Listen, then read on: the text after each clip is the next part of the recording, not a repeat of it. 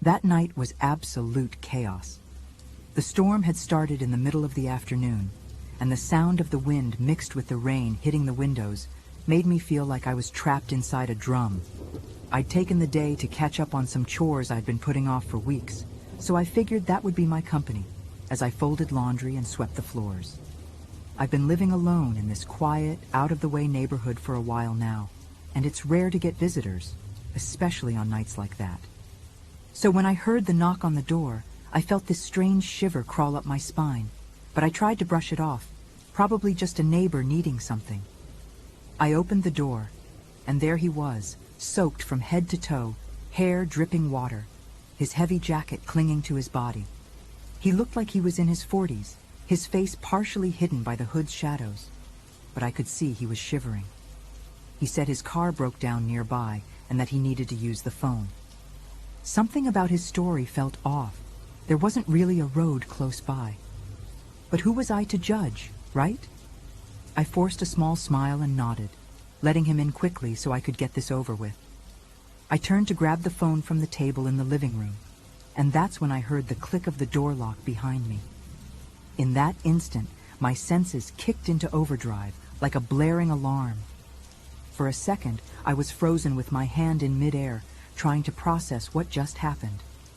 There was no reason for him to lock the door, and the way he did it, so quietly and deliberately, made it clear this wasn't some innocent gesture. My heart pounded, but I forced myself to take a deep breath and not show any fear. I turned slowly, trying to stay calm, and saw him standing there in the middle of the room, watching me with an unreadable expression. He didn't look uncomfortable anymore. In fact, he looked almost amused, which only made it all creepier. He looked me up and down, like he was sizing me up, and asked where the phone was. I pointed to the table, trying to avoid eye contact. My mind was racing, scrambling for an excuse, anything that would convince him to leave without him catching on to the fear on my face. But he didn't even make a move towards the table or the phone. Instead, he started walking around the room, his footsteps echoing on the wood floor, each one slower than the last, like he was examining his surroundings. I followed his movements from the corner of my eye, my hands starting to sweat, and it was then that I realized we were in some kind of silent standoff. As he wandered around, I started planning an escape in my head. My mind was working overtime, trying to calculate any possible exit without him realizing what I was up to. The door was locked, and he was between me and any easy way out. I glanced at the windows. They were locked too, with thick glass that would take way too long to open. The silence between us was suffocating, broken only by the storm outside, which seemed to have picked up like the world was closing off any chance for help. He, on the other hand, didn't seem rushed at all. If anything, he seemed to be enjoying my barely contained fear. Gradually, he started talking, telling a story completely different from what he said at the door. His tone was calm, almost casual, but every word sounded like a thinly veiled threat. He said he was just visiting town and that he had noticed the isolated and perfect house earlier in the day. I felt exposed, like my own home wasn't safe anymore. My stomach turned, and every part of me was screaming to get out, but I knew I had to act carefully. Each second felt like an eternity, and every word he spoke was a reminder of how trapped I was, completely vulnerable in my own living room. I tried to keep my voice steady and asked again if he wanted to use the phone, hoping that maybe, somehow, he'd change his mind and leave. He just gave me this cold, lifeless smile that didn't reach his eyes. "No rush," he replied, shrugging like he was on a casual visit. By now, I couldn't hide my fear. I felt my hands shaking as I took a few steps back, trying to create some distance. But he noticed, and like it was a game, took a few steps toward me, closing the gap I was so desperately trying to keep. It turned into a sort of sinister dance, where every move I made was mirrored by him, like a silent predator enjoying my growing panic. My only chance was the hallway that led to the bedrooms, but I'd have to be quick enough that he wouldn't catch on.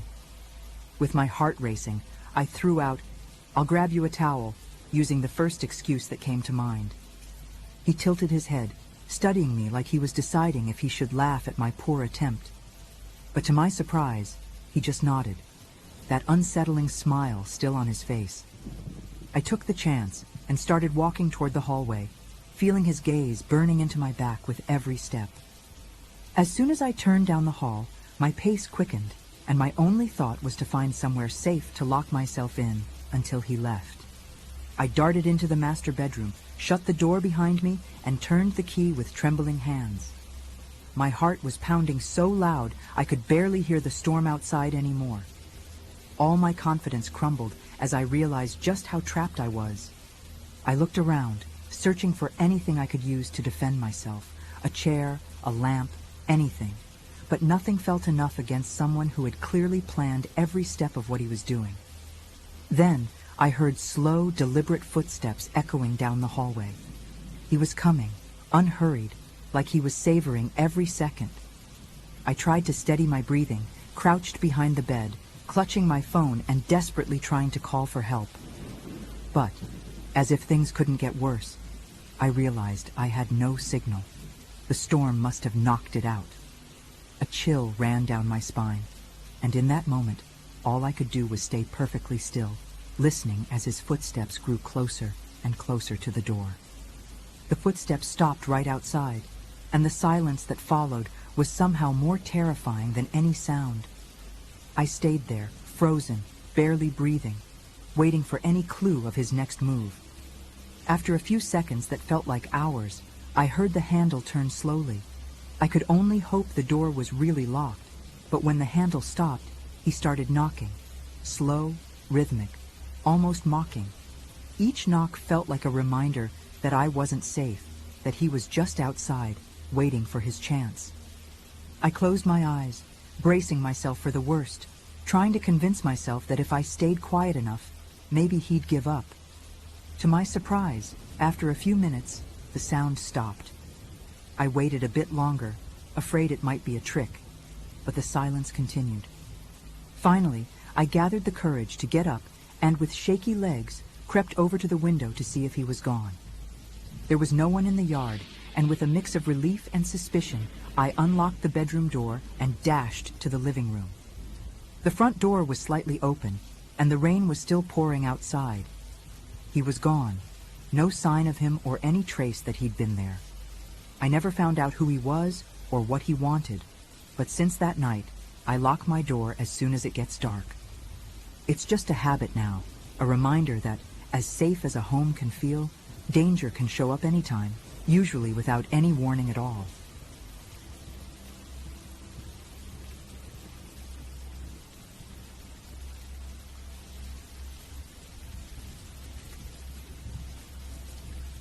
Working the graveyard shift at a gas station was never really my dream job, but honestly, it was easy work that paid the bills.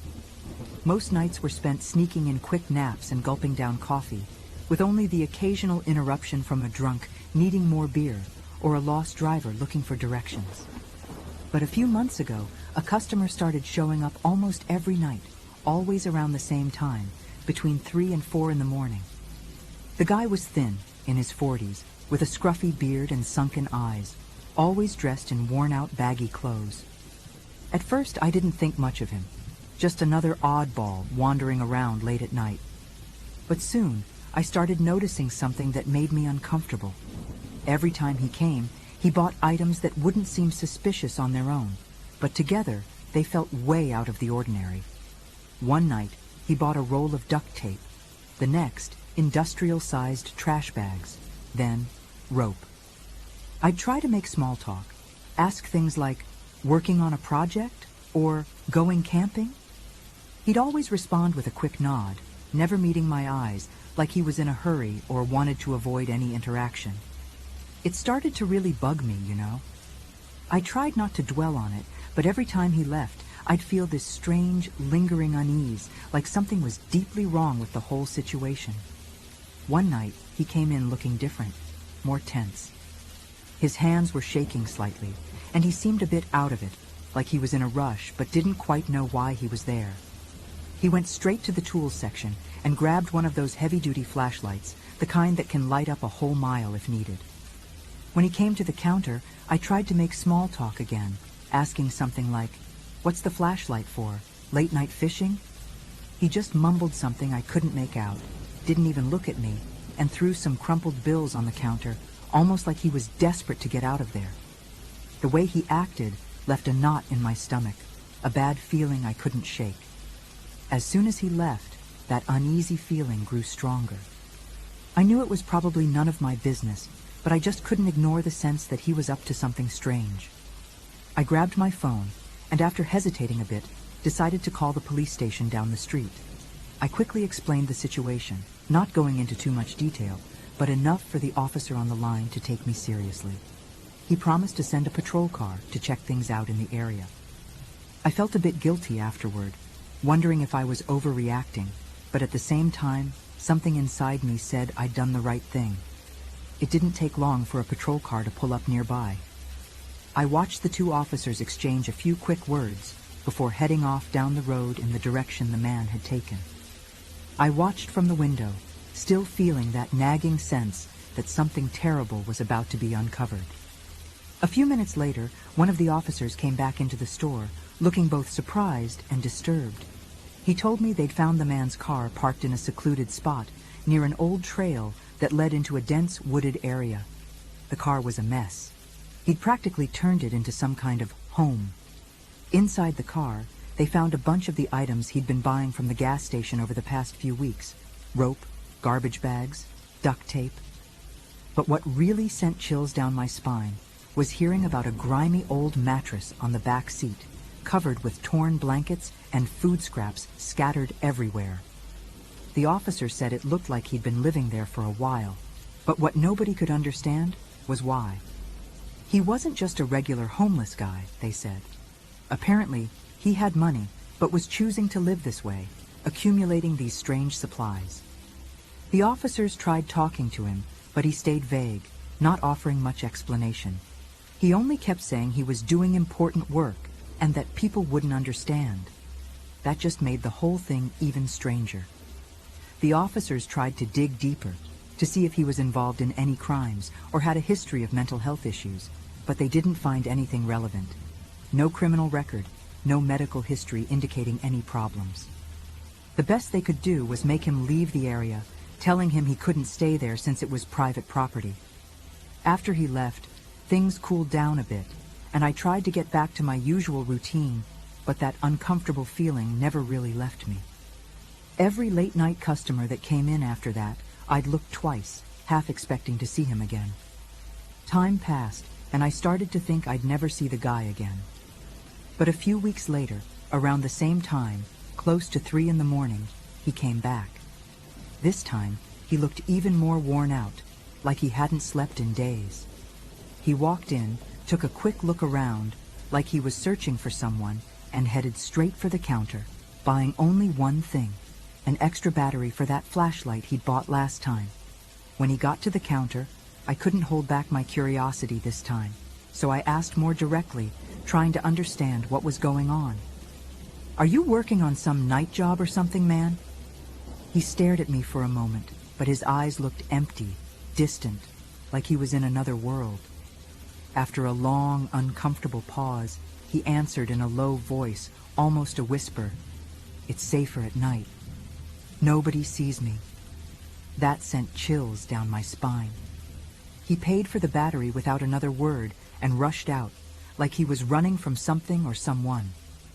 I watched him leave until he disappeared into the dark road, more convinced than ever that he was up to something very strange. After that night, I never saw him again. A few days later, one of the officers stopped by on his patrol, and I found out they'd found his car abandoned in the same spot, but the man himself seemed to have vanished without a trace. There were no signs of violence or anything to suggest he'd planned to leave. Just his car, covered in dust, with all the items he'd accumulated still inside, untouched. Since then, every time I think back to those nights, I'm left with this bitter feeling that something truly sinister was happening right under my nose. Maybe I'll never know what was really going on with him, but one thing's for sure. The image of that man and his hollow, empty stare still haunts me to this day.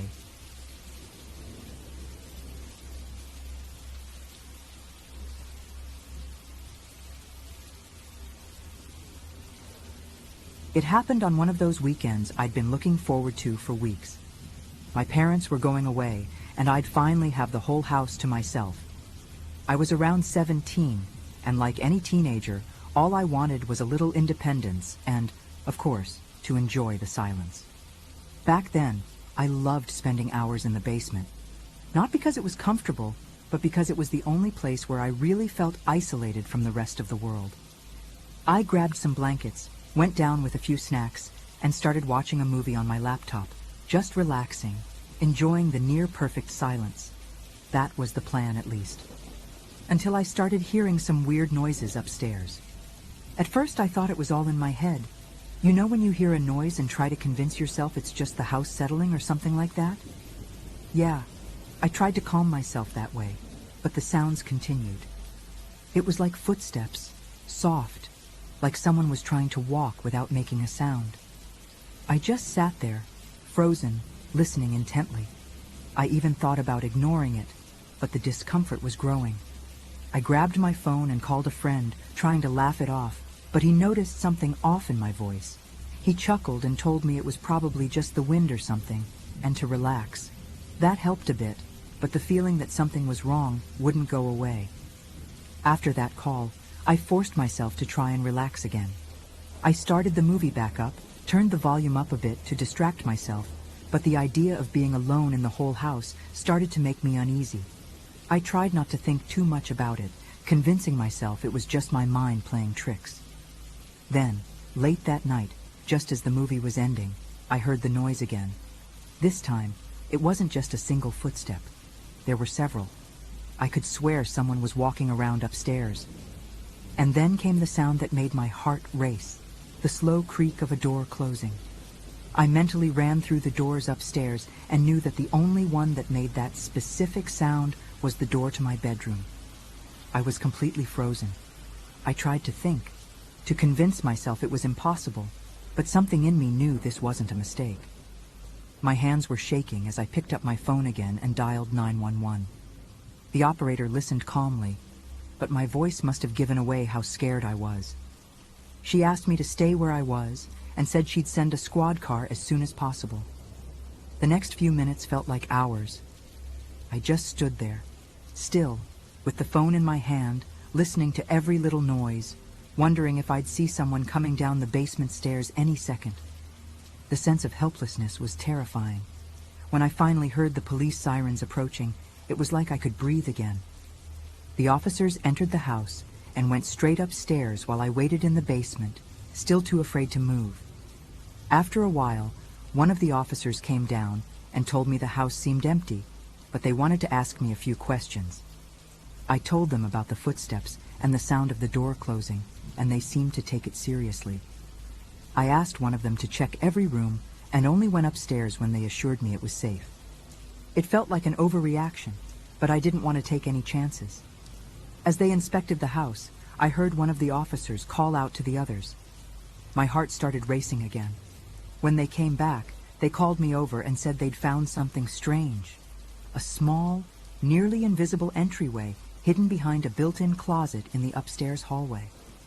When they opened the little door, the smell of mold and dust was strong, and inside there were signs that someone had been staying there recently.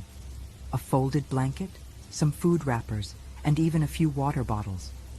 The thought that someone had been living hidden in my house while I was there alone sent chills down my spine that I'll never forget. The police started asking more questions, like if I'd noticed any objects out of place or anything strange in the previous days. Honestly, I hadn't noticed anything unusual, but thinking back, a few small details started to make sense. Little things, like a glass out of place in the kitchen, or that strange feeling that someone was watching me, which I'd always ignored, thinking it was just in my head. Everything made more sense now, and I felt a mix of fear and disgust just thinking that I'd been sharing my house with someone without even knowing. The officers told me that, unfortunately, they couldn't find any recent traces of whoever it was. Apparently, this person had slipped out as soon as they realized I'd called the police. They said they'd keep searching in the area, but for now, I was safe. Even with that reassurance, I couldn't feel at ease. I spent the rest of the night with all the lights on, every little sound making my heart race. My parents came home the next day, and when I told them what happened, I saw the shock and worry on their faces. From that day on, the house never felt the same to me. To this day, I remember that experience like it happened yesterday. We never found out who the person was, where they came from, or how long they'd been hiding there. After that weekend, my parents reinforced all the doors and windows and even installed security cameras. But the feeling of invasion stayed with me. Every time I'm alone at home now, I still get that shiver down my spine, like someone's watching me.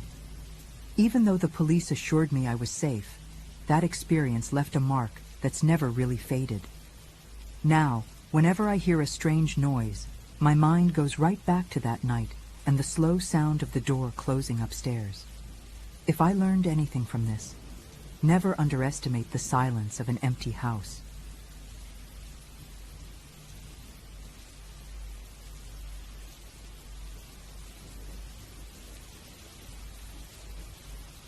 I've never been the type to get scared easily, especially in public places like a grocery store. I was used to shopping late at night since it was the only time I had free after a full day at work. Back then, I worked as an office assistant, and by the time I was out, all I wanted was some peace and quiet to get what I needed and head home. The 24-hour grocery store in my town was always quiet at night, with empty aisles and only a few staff around. It was the perfect setting to unwind a little. But that night, something strange gave me an unsettling feeling that I couldn't ignore. I was grabbing a few common items, not paying much attention, until I noticed a man standing in the opposite aisle, staring straight at the shelf, yet it felt like he was watching me out of the corner of his eye. It was like he was pretending to be a shopper, handling products with this awkward stance as if he didn't know what he was doing. I thought I was just being paranoid and kept walking, but every time I changed aisles, there he was again, just a few feet away.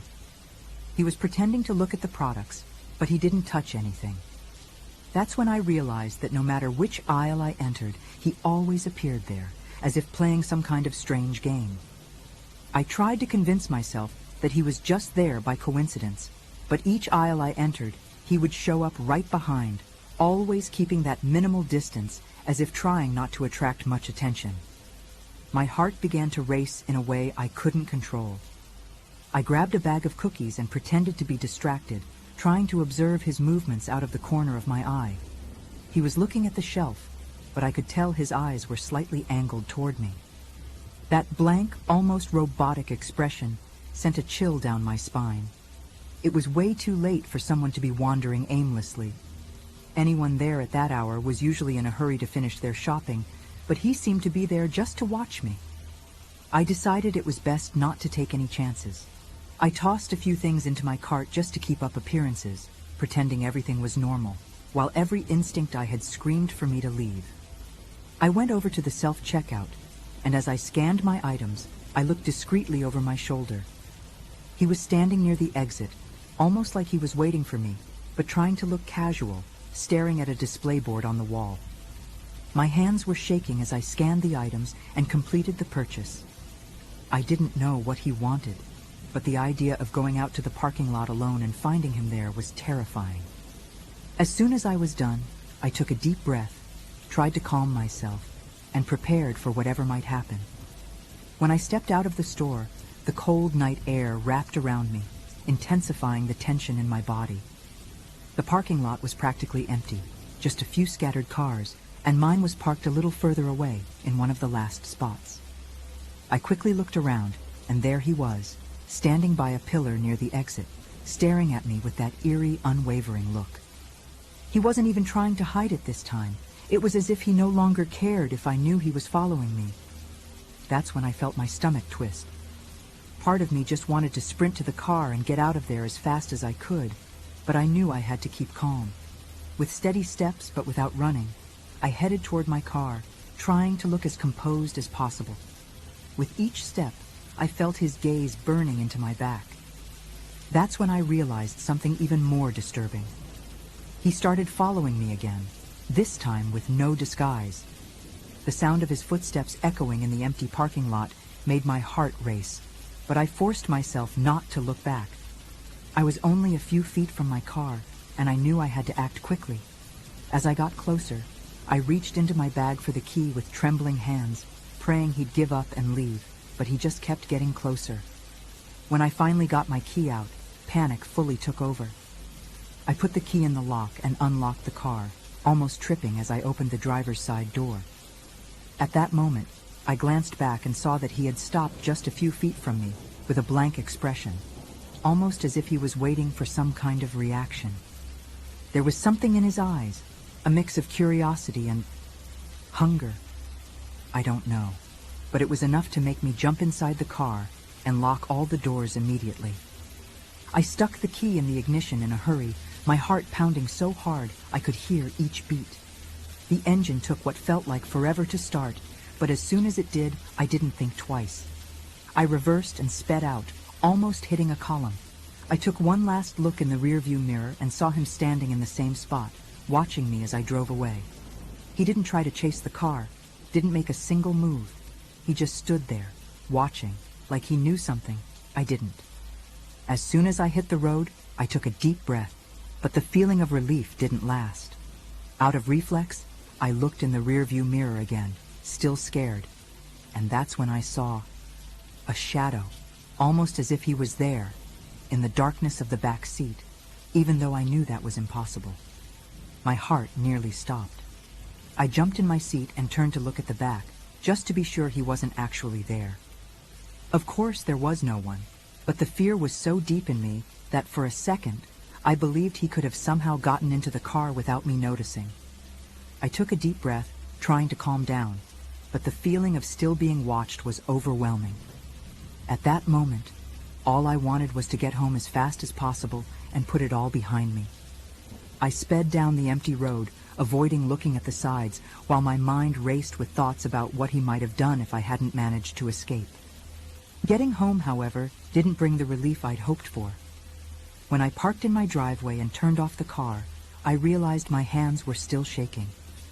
I took a few deep breaths, but it felt like the sense of danger had seeped into every fiber of my body. I looked around before getting out of the car, half expecting to see him lurking in some dark corner of the street, but everything was empty.